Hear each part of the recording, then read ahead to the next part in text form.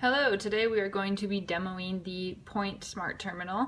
I'm just going to kind of show you what it looks like first. We have the merchant facing screen is the bigger one, and then the customer facing screen is the smaller one. We have the printer, which is right below the customer facing screen, as well as a camera that can be used as a scanner.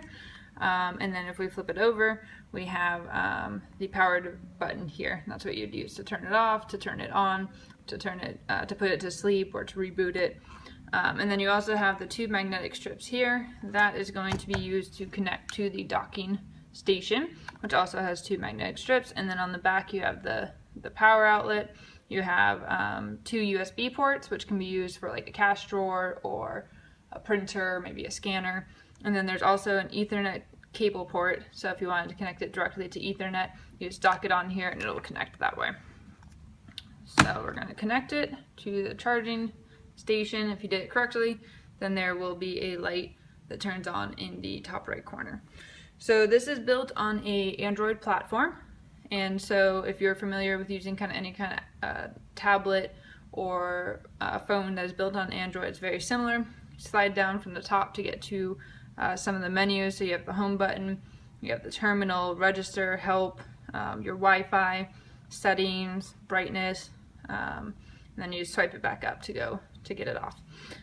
The apps that are pre-downloaded are going to be your terminal, your transactions, a featured apps, which is kind of like a app store, manual entry, help, register, catalog, settlement. I've downloaded the time clock, which is found in the featured apps, but that one does not come standard.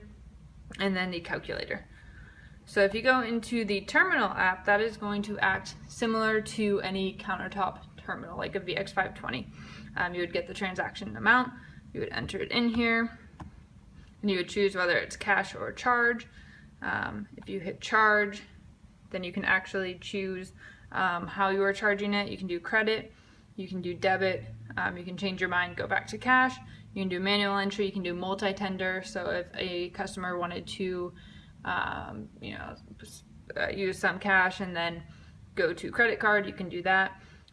You can do a check. It does not come with a check reader, but it does have the option to make some notes, so you can do customer name, check number, maybe driver's license number, whatever.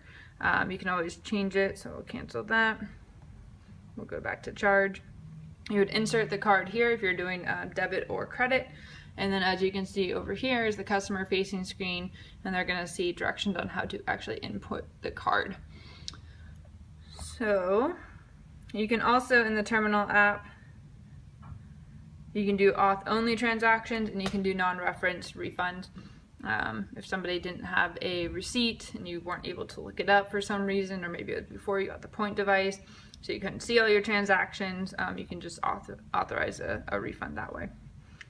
If you click the button up here, you're going to be able to see your list of transactions, which most of these are cash just because that's what we've kind of demo with. But there is card options that you can see, and you can see the check here. That would be a green check once it has been settled. And we'll go back to the home button, into the home page. And we're going to go into the Register app. So the Register app kind of acts like a mini POS. You can upload up to 5,000 SKUs in here, and then you can actually catalog it. So if you had different seasons of catalogs, you can change that. You can also view order details. So I've already created an order in here. You have your Reuben, your grilled cheese, your soda. Your total is $13.55. You can choose to charge it. You can choose to do it through cash. And hide items. You can add more. So say you wanted a baked item in there. Oh, we want some pumpkin pie. That's just how you add it. You can add multiple of it.